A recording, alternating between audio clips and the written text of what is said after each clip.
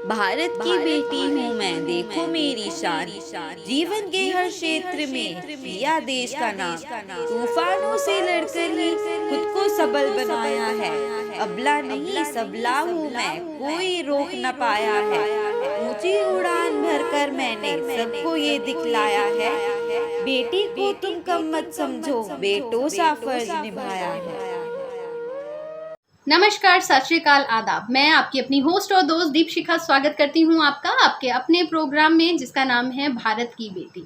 जी हाँ, भारत की बेटी हमारा एक छोटा सा प्रयास है, एक छोटी सी कोशिश है जिससे हम बच्चियों को, महिलाओं को सजग कर सकें, उन्हें आत्मनिर्भर बनने का मौका दे सकें। भारत की बेटी के हर एपिसोड में हमारी मुलाकात होती है कुछ ऐसी बच्चियों से, कुछ ऐसी महिलाओं से। हम जानते हैं उनके सफ़र की कहानी, उनके रियल लाइफ एक्सपीरियंसेस, उनकी मोटिवेशनल एक्सपीरियंसेस। कोशिश करते हैं कुछ ऐसे सवालों के जवाब ढूंढने का, कुछ ऐसी दुविधाओं के हल खोजने का जिनसे प्रेरणा लेकर आप अपने जीवन में एक सही दिशा और सही विकल्प का चुनाव कर सकें। अगर अभी तक भी आपने हमारे चैनल को सब्सक्राइब नहीं किया है तो अभी हमें सब्सक्राइब करें, लाइक करें, शेयर करें और कमेंट कर कर अपने कीमती सुझाव हमसे शेयर ज़रूर करें। जी हाँ, और बेल आइकन को भी प्रेस करना ना भूलिएगा जिससे आने वाले समय में हमारे प्रोग्राम भारत की बेटी से जुड़े हर नोटिफिकेशन, उसके एपिसोड्स की जानकारी आप तक पहुंचती रहे।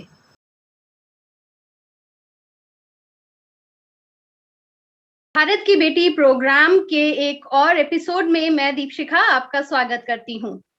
हिम्मते मर्दा मददे खुदा। जी हाँ दोस्तों, जब हम हिम्मत कर लेते हैं, एक जज्बा हमारे अंदर जाग जाता है कुछ कर गुजरने का, अपने सपनों को पूरा करने का और अपनी जो जुनून है उसको फॉलो करने का, तो यकीन मानिए दुनिया की कोई शय ऐसी नहीं जो आपको आपके सपनों की उड़ान भरने से या अपनी मंजिल तक पहुंचने से रोक सके। और इस सफर में अगर आप एक अपना योगदान जो है वो देते हैं बेहतर समाज के लिए, आने वाली पीढ़ी के लिए एक बेहतर भविष्य की नींव रखते हैं, तो यकीन मानिए दोस्तों जिंदगी खुशनुमा हो जाएगी। अपने अंदर इसी जज्बे और इसी हौसले को जिंदा रखे हमारे बीच हैं आज Vibha Munjal ji. Vibha ji, we welcome you on the show. Thank you so much, धन्यवाद। Thank you so much ma'am. जितना मैंने आपके बारे में पढ़ा है, I am really honoured to have you in front of me. मुझे बहुत अच्छा लग रहा है आज आपसे रूबरू होने का जो मौका मिला है। तो थैंक यू सो मच हमारे साथ जुड़ने के लिए। आई एम श्योर आज आप अपना जो भी हमें हमारे साथ अपनी स्टोरी शेयर करेंगी, एक्सपीरियंस शेयर करेंगी, उससे बहुत सी बच्चियों को मोटिवेशन जरूर मिलेगी। जरूर, शुक्रिया। मैं चाहूंगी कि आप जितनी भी हमारी ऑडियंस है उनको अपने बारे में बताएं। नमस्कार, मैं विभा, और ज्यादातर लोग मुझे विभा मुंजाल की जगह विभा नाशीन के नाम से जानते हैं क्योंकि नाशीन मेरा पेन नेम है। मैं नाशीन नाम से लिखती हूँ और पब्लिश्ड ऑथर हूँ। 2 किताबें मैंने लिखी हैं, नो लॉन्गर केज्ड और मेरी पहली किताब falling in love with life once again. ये दोनों किताबें एक तरीके से एक इंस्पिरेशन थी मेरे लिए लिखने की, क्योंकि कई बार महसूस होता था कि काफी चीजें हैं जो एक इंसान बोलना चाहता है लेकिन कहे तो किससे कहे। और ये काफी चीजें होती हैं जो जिंदगी में हमारे साथ जो घटनाएं होती हैं जिनको लिख के जब आप उनको एक प्रेरणा के रूप में लोगों के सामने प्रस्तुत करते हैं तो लोगों को अपने जीवन को बेहतर बनाने का मौका मिल जाता है। तो यही प्रयास था और इसी ने मुझे हिम्मत दी 2 किताबें लिखने की। मैं एक टेलीकॉम प्रोफेशनल रही हूँ। पिछले 23 साल मैंने टेलीकॉम इंडस्ट्री में काम किया है। इसके अलावा एक मोटिवेशनल स्पीकर हूँ। स्पीक टू चेंज फाउंडेशन में मैं वाइस प्रेसिडेंट हूँ और एक मेंटोर और कोच हूँ। और इसके अलावा काफ़ी सारी चीज़ें हैं जो मैं रुचि के हिसाब से करती हूँ, जिनमें से एक बहुत खूबसूरत पैशन है, वो है बाइक राइडिंग का। मैं एक रॉयल एनफील्ड चलाती हूँ। लेडी बाइकर हूँ, जो कि अपने आप में आज के डेट में काफ़ी ज़्यादा चैलेंजिंग रहता है, चुनौती भरा रहता है, क्योंकि हम ऐसे देश में रहते हैं जहाँ पे लड़कियों को बहुत ज़्यादा प्रोत्साहन नहीं मिलता। तो वहाँ पर एक बाइक चलाना और स्पेशली एक रॉयल एनफील्ड लेके जब मैं रोड पे निकलती हूँ तो जब लोग देखते हैं तो मुझे भी महसूस होता है कि कहीं ना कहीं किसी ना किसी के दिल में मैं एक प्रेरणा बनती हूँ। और शायद मेरे जरिए कई और लोगों का, कहते हैं ना, उनके अंदर जो एक छुपा हुआ टैलेंट है जो एक उनके अंदर एक छुपी हुई रुचि है, या कहीं ना कहीं एक कोने में, कहीं किसी सीने के किसी कोने में एक इच्छा रहती कि कभी ना कभी कुछ ऐसा किया जाए जो कि बहुत दबंग हो, जो बहुत अच्छा हो, जो मुझे ये महसूस करा सके कि मैं लड़कों से कम नहीं हूँ। तो ये एक प्रयास था जिसने मुझे बहुत प्रेरणा दी कि मुझे बाइक उठानी है। I started riding bike. अभी करीब 3 साल हो गए बाइक चलाती हूँ, बहुत अच्छा लगता है। और ये एक प्रयास था। इसके अलावा I am founder of Hygo foundation. मेरा फाउंडेशन लोगों को एक इमोशनल वेलनेस की तरफ, बैलेंस सोसाइटी, क्योंकि हम लोग जिंदगी में हमेशा ये सीखते हैं कि लोगों को सक्सेसफुल कैसे बनना है, लेकिन कहीं कोई ये नहीं सिखाता है कि अगर फेलियर्स लाइफ में आते हैं तो उनको चैलेंजेस को, उन फेलियर्स को से हमको जूझना कैसे है। तो मैं कोशिश करती हूँ लोगों को ये सिखाने की कि फेलियर कैसा होना है, फेलियर्स को किस तरह से अपनाना है, क्योंकि failure is part of life. आप हर समय कुछ ना कुछ सीखते हैं, आप हर समय कुछ ना कुछ सीखते हुए जिंदगी में बढ़ते हैं। तो फेलियर को आपको अपने लाइफ में एक पार्ट ऑफ लाइफ बनाना है। फेलियर एक डेस्टिनेशन नहीं है, it is a part of life. वो आपका एक प्रोसेस का एक हिस्सा है जो आपको सफलता की तरफ ले जाता है। तो मैं लोगों को कोशिश करती हूँ, बच्चों को भी स्पेशली, कि उनको बताऊं कि किस तरह से आपका सोच विचार होना चाहिए। So I teach them in law of attraction. और स्पेशली जब काफी बच्चे स्टक हो जाते हैं, जब छोटे बच्चे होते हैं, वो इमोशनली बहुत स्टक हो जाते हैं। लाइक जैसे उनके अंदर डर होता है, कोई शर्म होती है, झिझक होती है, गिल्ट होता है, या आजकल जब बच्चे बड़े होने लगते हैं तो उनके अंदर काफी सारा कहते हैं ना कि दिल टूट गया, प्यार किया और दिल टूट गया, and they suffer with this kind of, कहते हैं ना, एक इमोशनल ट्रॉमा हो जाता है जो कि बच्चों को आगे अगले फेज की तरफ जाने से बहुत रोकता है। तो बच्चे उस वजह से सफर करते हैं। तो मैं उनको हौसला देती हूँ, उनको काउंसिल करती हूँ और उनको बताती हूँ कि ये जो रुकावटें हैं ये जिंदगी का हिस्सा है, इनसे कैसे बाहर निकला जाए। तो हाइगो फाउंडेशन पूरी हेल्प करता है बच्चों की और बड़ों की भी साथ साथ। हाइगो फाउंडेशन का एक और जो हमने इनिशिएटिव हमने जो स्टार्ट किया वो था पढ़ाव। पढ़ाव ने, इनफैक्ट हाइगो फाउंडेशन एक और एनजीओ के साथ में हम लोगों ने हाथ मिलाया। वहाँ के बच्चों के वीकली मील्स जो होते हैं उनको खाने के लिए हाइगो फाउंडेशन स्पॉन्सर करता है, और साथ ही साथ वहाँ पे बच्चों को मैं स्टोरी टेलिंग सिखाती हूँ और स्टोरी टेलिंग के जरिए बच्चों को एक जिंदगी की राह देने की कोशिश करती हूँ। That's from my side. So many feathers in your cap, ma'am. आप एक ऑथर भी हैं, आप अपना बाइक राइडिंग आप जो आपका शौक है आप उसको भी पूरा करती हैं, और अपने एक जो सोसाइटी है उसके लिए भी आप बहुत कुछ कर रही हैं। तो मैम मुझे, और एक आपने बताया आपने इतने साल जो हैं वो टेलीकॉम जो इंडस्ट्री है आपने वहां पर, तो मैम मुझे समझ नहीं आ रहा कि वाकई मुझे कहाँ से मैं शुरू करूं आपसे पूछना। लेकिन मैं जरूर जानना चाहूंगी सबसे पहले कि जैसे आपने बताया आपकी जो फाउंडेशन है हाइगो फाउंडेशन, जो कि इमोशनल वेल बीइंग है, तो मैम इससे डील करते हैं। तो मैम इसकी शुरुआत कैसे हुई? कहाँ से आपको ये जो मोटिवेशन थी इसके लिए आपको लगा, या ऐसा क्या हुआ एक्सपीरियंस कि आपको लगा कि आपको इस एरिया में जो है आपको काम करने की जरूरत है? देखिए, जो कहते हैं ना कि जो आपके सर्कमस्टांसेस, जो आपके सिचुएशन लाइफ में बन जाते हैं, उसी के जरिए कोई ना कोई नया इन्वेंशन या कोई ना कोई नया चैप्टर आपके लाइफ में बनना शुरू होता है। तो डेफिनेटली मेरे खुद के लाइफ में एक इमोशनल सेटबैक्स काफी ज्यादा रहे, और मैंने बचपन में काफी ज्यादा डर देखा, घबराहट देखी, हिचकिचाहट देखी, नर्वसनेस देखी, फेलियर्स देखे। मेरी लाइफ में भी मैंने बहुत फेलियर्स देखे, रिलेशनशिप्स टूटे, डिवोर्स हुआ, फैमिली टूटी, और फाइनेंशियल बर्डन्स देखे। यहाँ तक कि there was a point of time जहाँ पे मुझे खुद को महसूस हुआ आई वाज वेरी सुसाइडल। तो ये जो कहते हैं ना कि जब आप काफी सारी चीजों से गुजर चुके होते हैं लाइफ में से, तो और कहीं ना कहीं फिर भी आपको लगता है कि कोई चीज है, कोई कुदरती कोई चीज है जो आपको अभी भी बचा के रख रही है, तो आपको समझ में आने लगता है धीरे धीरे। ऑफ कोर्स काफी, मतलब कहते हैं ना, बहुत नेगेटिव ऑब्जर्वेशंस और एक्सपीरियंस होते हैं लाइफ के जो आपको मिलते हैं, लेकिन उनके जरिए आपको कहीं ना कहीं ये महसूस होता है कि अगर आज भी आप जिंदा हैं तो कोई ना कोई कारण जरूर है, आप सिर्फ ऐसे ही पैदा नहीं हुए। तो खैर, ईश्वर की परम कृपा है इस चीज पे कि उन्होंने उन सारे सेटबैक्स, उन सारे फेलियर्स के जरिए मुझे इतना मजबूत कर दिया कि मुझे लगा कि अगर मैं निकल सकती हूँ तो शायद कोई और भी निकल सकता है। तो यही रीजन था कि हाइगो फाउंडेशन को फॉर्म करना, कि मैं अपने लाइफ के एक्सपीरियंसेस के, आज भी जब मैं सेशंस लेती हूँ तो सेशंस में मोस्टली मैं अपने ही लाइफ के एक्सपीरियंसेस लेती हूँ। और जब भी मैं बात करती हूँ तो मैं हमेशा, अगर कोई मुझसे बात आके काउंसलिंग करते हैं कि मैम मेरे लाइफ में ऐसी चीजें हो रही हैं, तो अधिकतर मेरे मुंह से यही निकलता है कि हाँ मैं समझती हूँ, क्योंकि वो सारे एक्सपीरियंसेस मैंने किए हैं लाइफ में। मैंने देखा है कि रिश्ते कैसे टूटते हैं, लाइफ में फेलियर्स कैसे आती है, फाइनेंशियल चैलेंजेस कैसे होते हैं, सुसाइडल टेंडेंसीज कैसे होती है, लाइफ के अप्स एंड डाउन्स कैसे होते हैं, लोगों का जीवन में से चले जाना कैसा होता है, which is a major factor जो बच्चों पे और बड़ों पे बहुत इम्पैक्ट पड़ता है। तो जब लाइफ में इतने एक्सपीरियंसेस मिले तो कहीं ना कहीं लगा कि यार क्यों नहीं, अगर लाइफ ने यही एक्सपीरियंसेस ही दिए हैं तो इन्हीं एक्सपीरियंसेस को आगे लोगों के साथ साझा किया जाए।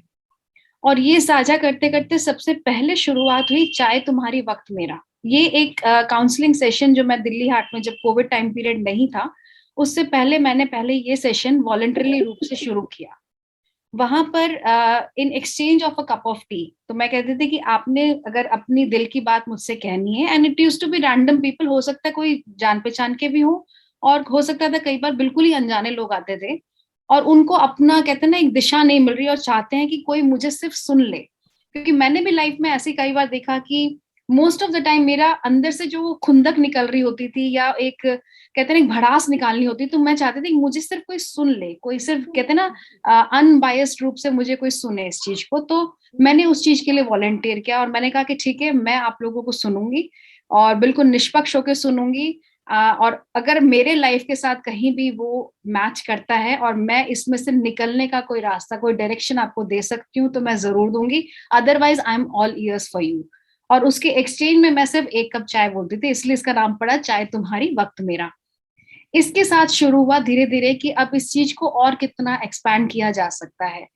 फिर कोविड का टाइम पीरियड हुआ और उसके साथ साथ फिर मैंने धीरे धीरे सेशंस लेना शुरू किया, स्कूल्स में गई, स्कूल्स में जाके इमोशनल वेलनेस के बारे में टॉक्स देने शुरू करे, उनको बताया कि आपकी एनर्जी को आप किस तरह से चैनलाइज कर सकते हो। कई बार हमें लगता है कि हमें गुस्सा आ रहा है, लेकिन उस गुस्से को रादर देन जाके किसी को मारे, उससे अगर अगर उससे बेटर ऑप्शन मैं बोलती, अगर आपको बहुत गुस्सा आ रहा है कि कंट्रोल नहीं कर पा रहे हैं, तो आप एक काम कीजिए कि आप जाके 15 बार उठक बैठक कीजिए।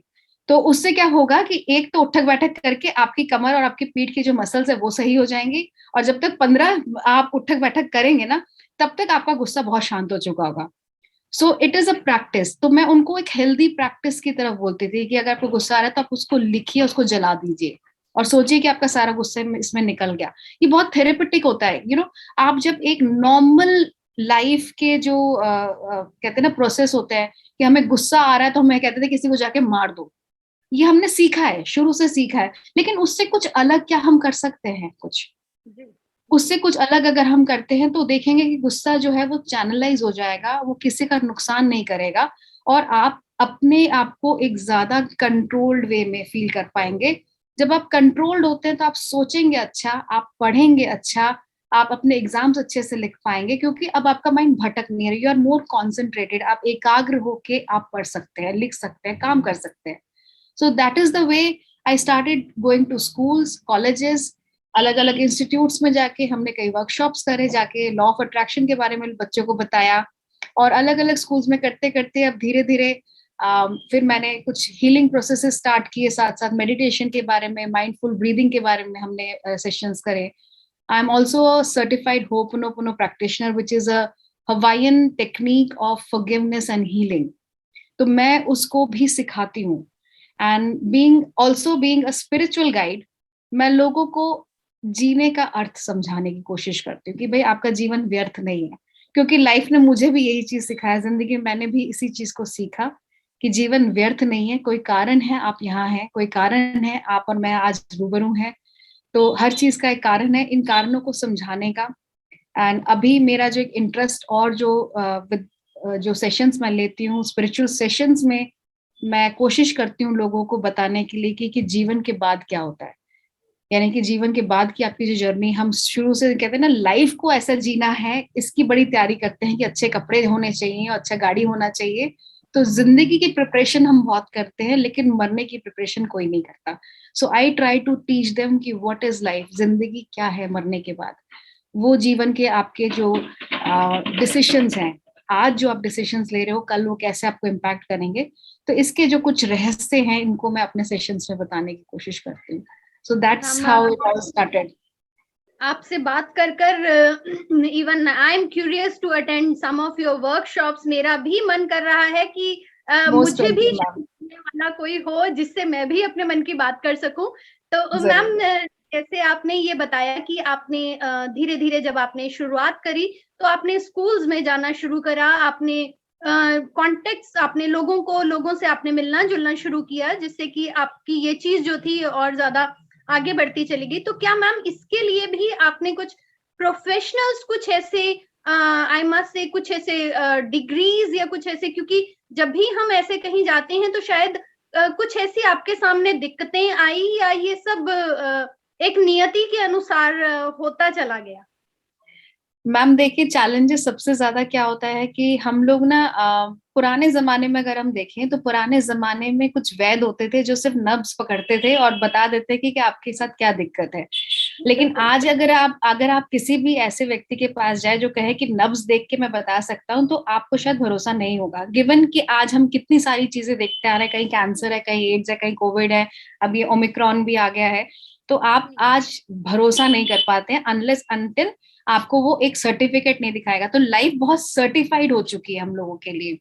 अनफॉर्चुनेटली जो काम हम लोग करते हैं वहां पे सर्टिफिकेशन, मैं कैसे कह सकती हूँ कि मैं आपको हील कर सकती हूँ, क्योंकि मेरा जो काम है वो बोलने का है, मेरा काम लोगों को सुनने का है. अब सुनने का कोई सर्टिफिकेशन नहीं हो सकता, बोलने का हो सकता होगा. कहीं कुछ लोग कहते हैं कि पब्लिक स्पीकिंग में हम लोग सर्टिफिकेशन देते हैं, तो बोलने का हो सकता है. लेकिन जब मैं काउंसलिंग कर रही हूँ, मैं लोगों को सुन रही हूँ, और जब मैं अपने एक्सपीरियंस लोगों के साथ साझा कर रही हूँ और उनको उसमें से कोई दिशा दिखाने की कोशिश कर रही हूँ, तो इसका कोई सर्टिफिकेशन नहीं है. मेरी लाइफ खुद सर्टिफाइड है इस चीज के लिए. तो मैम ये भरोसा, मैं सिर्फ यही जानना चाहती हूँ कि जब करा आपने तो क्या वाकई आपको, जैसा आपने बताया, आप फेलियर्स के साथ डील करना आप औरों को भी सिखाती हैं, क्या आपको भी उस समय कुछ ऐसे चैलेंजेस जो है वो फेस करने पड़े कि जहां लोगों ने आपको नकार दिया या आपकी बात नहीं सुनी? बिल्कुल मैम. इसमें आपने किस तरीके से डील? काफी हुआ मैम, ये चीज काफी हुआ, क्योंकि इनिशियली जब आप एक नया कुछ लेके आप जब स्कूल्स में जाते हैं, अगर मैं लोगों को बोलूं कि मैं सक्सेस होना नहीं सिखाऊंगी, मैं आपको फेलियर होना सिखाऊंगी, ये अपने आप में एक बहुत बड़ी बात है, एक बहुत बड़ा कॉन्सेप्ट है, और हर कोई सुनना नहीं चाहता. क्योंकि हम लोग उसी बैकग्राउंड के साथ आए जब हम कहते हैं कि बच्चों को 99% मार्क्स लाके दिखाएंगे, और वो प्रमोट भी इस तरीके से होता है हर चीज. तो वहां पे किसी को बोलना है कि भाई कल को अगर आपका बच्चा फेल हो जाए तो उसको कैसे डील करना है.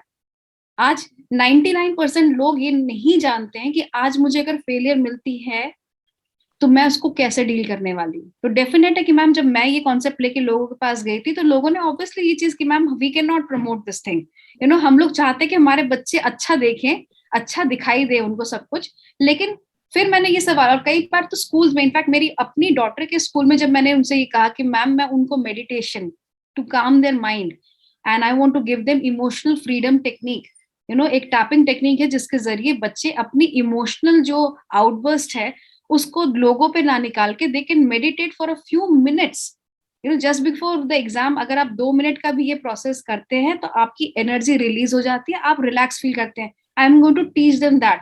तो मुझे सीधा सीधा यही जवाब मिला कि हम लोगों को ऐसी चीजों की जरूरत नहीं है. All they think about is कि क्लास 10th का बच्चा और क्लास 12th का बच्चा ही स्ट्रेस्ड होता है, बाकी कोई स्ट्रेस नहीं होता. हाउएवर मेरे को जो सबसे ज्यादा बुरा लगा कि सेम स्कूल के students after the school used to come for counselling, और वो मुझे बताते थे कि मैम हम लोग सुसाइडल है बिकॉज हमारे घर में प्रॉब्लम्स हैं, we have exploitation in our house, we have abuse in our house, और उनको हम लोग अकेले फेस करना पड़ता है. We can't even talk to our parents, how can we even talk to our teachers about it. वो टीचर से बात नहीं कर सकते. और वहां पर एक इंसान जो उनकी बात सुनना चाहता है, उनको बताना चाहता है कि तुम इससे डील करके बाहर निकल सकते हो. It is your body, it is your life, आप इससे खुद डील करके निकल सकते हो. तो ये मैम आराम से समझाना, जहां पे एक सोसाइटी ऐसी है जहां इन सब चीजों को नकार दिया जाता है कि नहीं, there is no sexual exploitation, there is no abuse in the family, कोई मानेगा ही नहीं अगर आपको बोला जाए कि आपके खुद के फादर, मेरे पास बच्चे आए जिन्होंने बोला कि मैम मेरे फादर अब्यूज करते हैं और मैं अपनी माँ से नहीं बोल सकती। Now think of a child, वो किस ट्रॉमा के जरिए गुजर रहा है इस समय। सो उनको उनके पास ये चीजें लेके जाना, और स्कूल सीधा सीधा नकार देते हैं इन चीजों को कि नहीं ऐसा कुछ भी नहीं है, हमको ऐसी किसी काउंसलिंग की जरूरत नहीं है।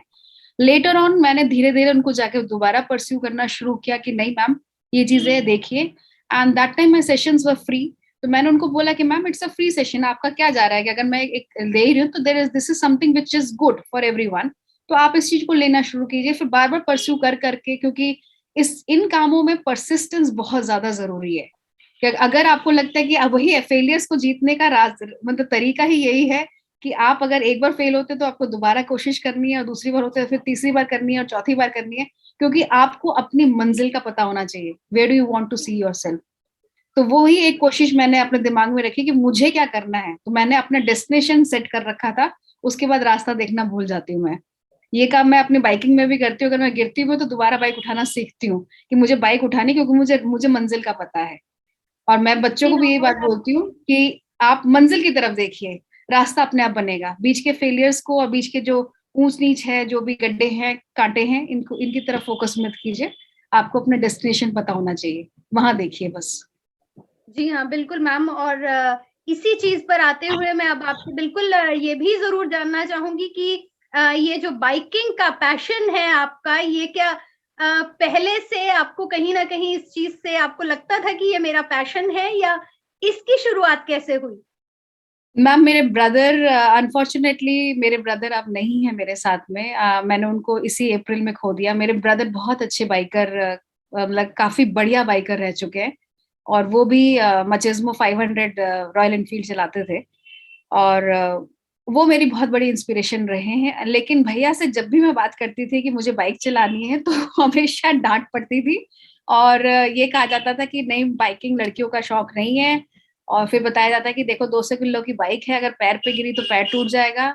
और मैं एक सिंगल पेरेंट हूँ, तो मुझे भैया थोड़ा और जिसे कहते हैं ना, वो प्रोटेक्टिव थे बहुत ज्यादा कि कल को अगर तुम्हारा कुछ एक्सीडेंट हो जाता है या कुछ होता है तो वो तुम्हारी फैमिली के लिए, बच्चों के लिए सही नहीं होगा, तुम कैसे मैनेज करोगी।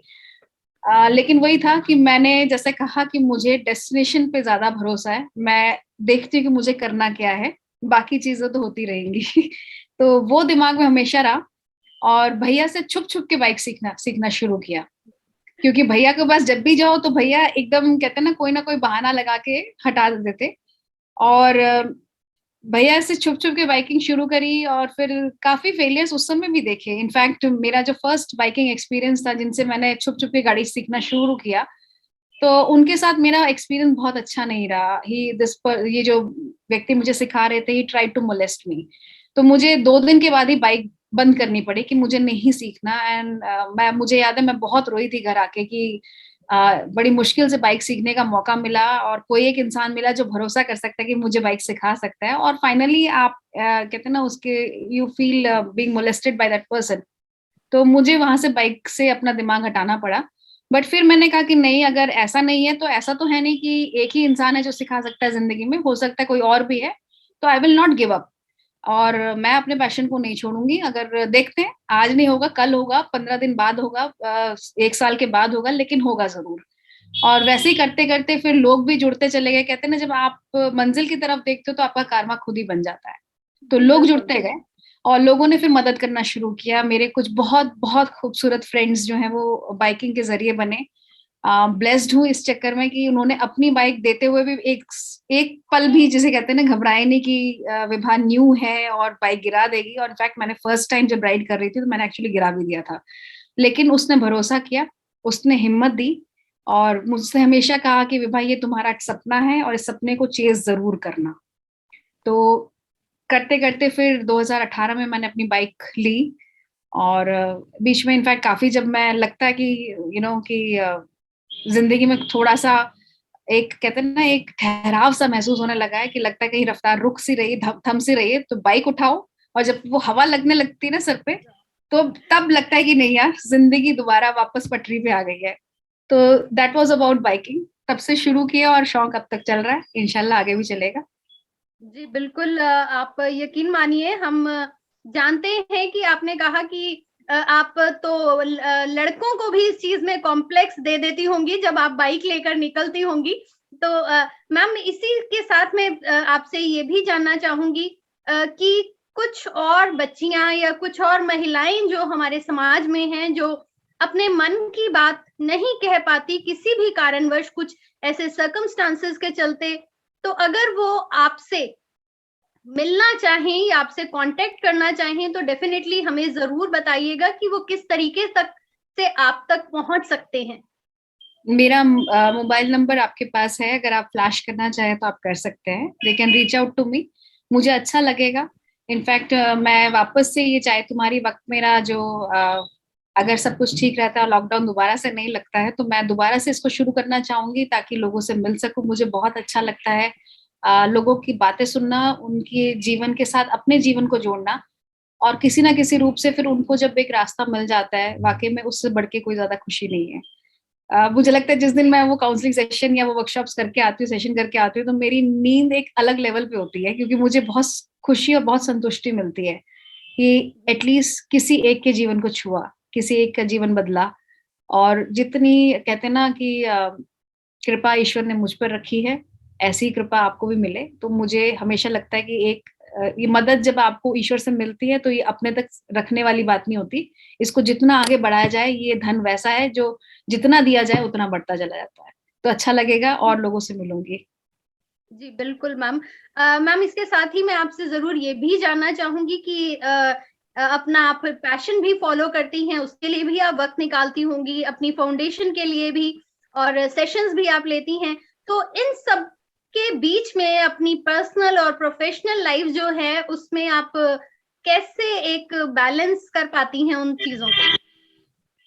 मैम देखिए, कल अगर आपको कल सुबह 5 बजे की ट्रेन पकड़नी है, अगर आपको लगता है कि आपकी 5 बजे की ट्रेन है और आपकी ट्रेन, क्योंकि आपने घूमने जाना है और आपका वो डेस्टिनेशन है जहां आप जिसके जाने के लिए आप बहुत दिनों से व्याकुल है, आप काफी समय से प्लानिंग कर रहे हैं, पैकिंग कर रहे हैं और सामान खरीद के ला रहे हैं कि ये करेंगे वो करेंगे, तो अगर 5 बजे की सुबह की ट्रेन है तो 4 बजे आप जरूर उठेंगे।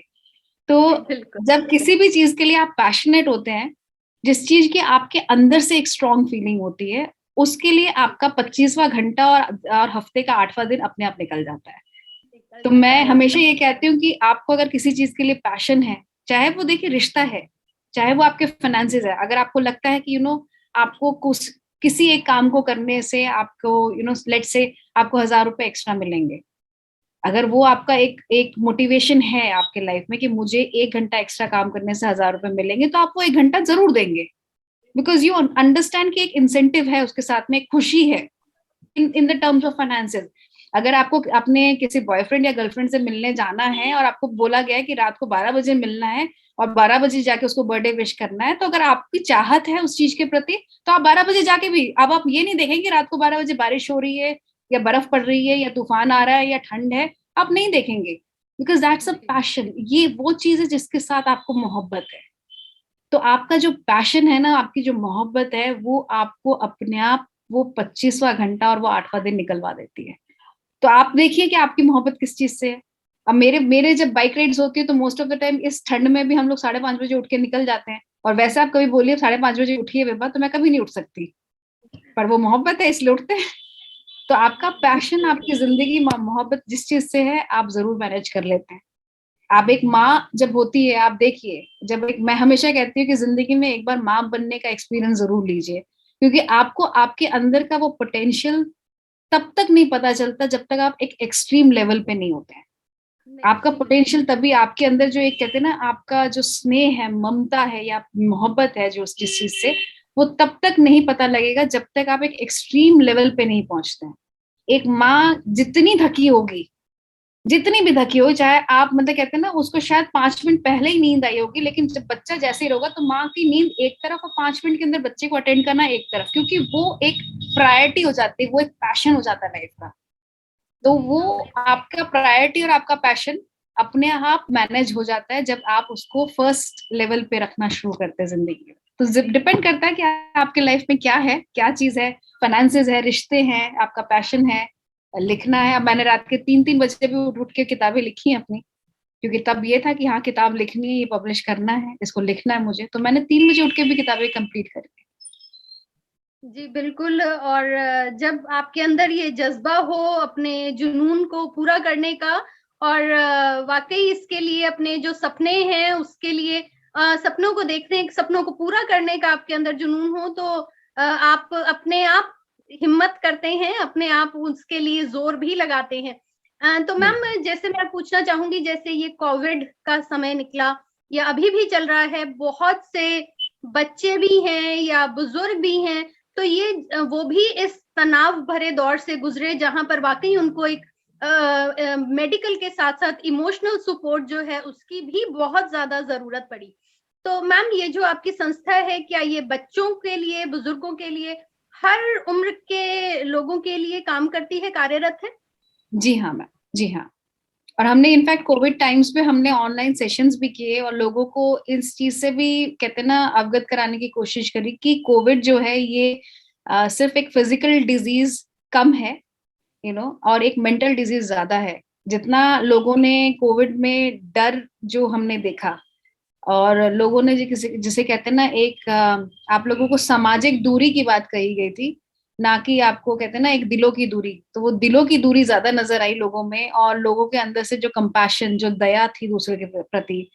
इनफैक्ट मैंने अपने ब्रदर को भी कोविड में खोया, लेकिन मैंने ये चीज महसूस किया कि लोगों ने आके एक बार भी, जैसे कहते हैं, घर के सामने आके ये भी नहीं पूछा, ठीक है मुझे आपसे 2 गज की दूरी रखनी है, लेकिन आपके अंदर का इंसानियत, आपके अंदर की इंसानियत की इतनी मर चुकी है कि आप मुझसे ये भी नहीं पूछ सकते कि मैम आपने खाना खाया या आपकी माँ ने खाना खाया, कि क्या मैं घर से 2 रोटी आपके दरवाजे पर रख जाती हूँ और आप उसको हमारी तरफ से एक मदद समझिए। हम अंदर नहीं आ सकते, हम बात नहीं कर सकते, मिल नहीं सकते, लेकिन हम आपके लिए बेसिक चीजें जो हैं ये आपको दे सकते हैं। आपको ये चीज क्यों भूल गए थे लोग? तो हम लोगों ने कोशिश करी डिफरेंट सेशंस के जरिए भी। मैंने उनके अपने ब्रदर के जाने के बाद भी स्पेशली 2-3 सेशंस हम लोगों ने वर्कशॉप्स किए लोगों के साथ मिलके, जहां हमने लोगों को बताया कि कोविड ठीक है, एक एक बीमारी है, एक आइसोलेशन में जाना है, लेकिन लोगों को मेंटली और इमोशनली आइसोलेट मत कीजिए। आपके हर एक के घर में कुछ ना कुछ दिक्कत हो सकती है, लेकिन जो प्रेम है, जो जो आपसे रिश्ता है, एक इंसानियत है, इसको मत छोड़िए प्लीज। ठीक है, डिस्टेंस रखना है, हाथ धोने हैं, सब कुछ करना है, लेकिन एक इंसान होने के नाते अगर आप किसी के साथ किसी भी प्रकार से मदद कर सकते हैं तो जरूर कीजिए। उनको सुन लीजिए। मैं सेशंस तब भी करती थी, लोग फोन पे बात करते थे, मैं घंटे घंटे मैंने लोगों के साथ फोन पे टाइम डेडिकेट किया है, but I made sure that I heard them. मैंने उनको सुना और जितना हो पाया उनको मदद करने की कोशिश करी, और आगे भी कोशिश ये हमेशा ही रहेगी। जी बिल्कुल। मैम मैं इसके साथ ही चाहूंगी कि जैसे कि आप जानती हैं समय का हमारे पास थोड़ा सा अभाव है। हमारी जो ऑडियंस या बच्चियां जो हैं स्पेशली, या कुछ हाउस वाइफ्स हैं जो हमारा ये शो देख रही हैं, उनके लिए आप क्या मैसेज देना चाहेंगी? सबसे पहले तो ये कहना चाहूंगी कि अपने आप को ये जो कैटेगराइज करते हो ना कि मैं लड़की हूँ, ये करना बंद कर दीजिए, क्योंकि ये शायद सबसे बड़ा कैटेगराइजेशन, ये बहुत बड़ा पाप हम लोग करते हैं। जब बच्चा पैदा होता है तो सबसे पहले कहते हैं बेटा हुआ है, बेटी हुई है, ये सबसे बड़ा कैटेगराइजेशन करके सबसे बड़ा गुनाह करते हैं हम लोग। हम लोगों को ये गुनाह रोकना है। बेटियां और बेटे दोनों समान है, दोनों को दर्द होता है। आपको एक इंसान होने के नाते ये समझना पड़ेगा कि कोई बेटा बेटा होने के कारण रोएगा नहीं, ये भी गलत है। ये जो हम कहते हैं कि लड़का है तो लड़का होकर रोएगा नहीं, आई एम सॉरी टू से, मुझे इन पेरेंट्स के साथ बहुत बड़ी शिकायत है। क्यों नहीं रोएगा? वो जब रोएगा नहीं, वो अपने आंसू नहीं दिखाएगा, अपना दर्द साझा नहीं करेगा, तो कहीं ना कहीं फूटेगा। और फिर आप लोग कहेंगे कि ये बच्चा हमारा गालियां दे रहा है या स्मोक कर रहा है या किसी को अब्यूज कर रहा है या किसी को मार रहा है, वो कहाँ निकालेगा?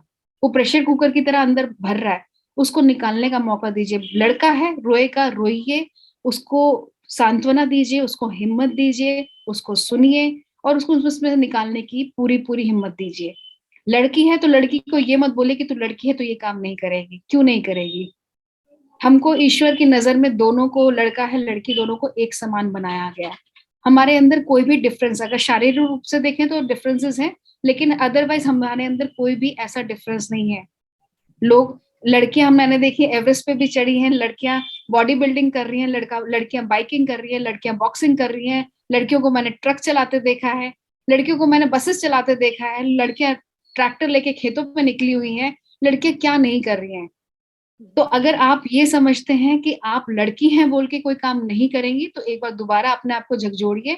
आप ये सोच के देखिए कि आप ईश्वर की एक बनाई हुई वो ब्यूटीफुल क्रिएशन है, इतना इतनी सुंदर एक कृति है आप ईश्वर की बनाई हुई, जिसको ईश्वर ने अपने रूप में बनाया है। अब ईश्वर को अगर मुझे अपने रूप में बनाया, तो मेरे अंदर बहुत सारा पोटेंशियल है, मैं हर वो काम कर सकती हूँ जिसके बारे में सोच सकती हूँ। तो अपने आप को पहले तो ये डिस्टिंग्विशन करना ही बंद कर दीजिए कि लड़का हूं या लड़की है।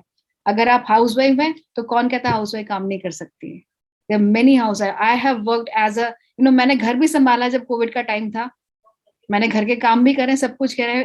थैंकफुल टू माय किड्स, बच्चों ने मेरी बहुत मदद करी उसमें, उन्होंने काम किया, मैंने भी काम किया, मैंने घर भी देखा। इसके बीच में मेरे घर में इनफैक्ट लास्ट 1 ईयर मैंने 2 जनों को खोया, मेरे पिताजी को और मेरे भाई को। इन दोनों लॉसेस के होते हुए भी मैंने अपनी माँ को भी देखा। मैं अपने घर के सारे बाहर के काम भी करती हूँ, भैया के जाने के बाद I am the only person who is left जो बाहर की रिस्पॉन्सिबिलिटीज भी ले रहा है। तो मैंने हर जगह की दौड़ भाग भी करी है।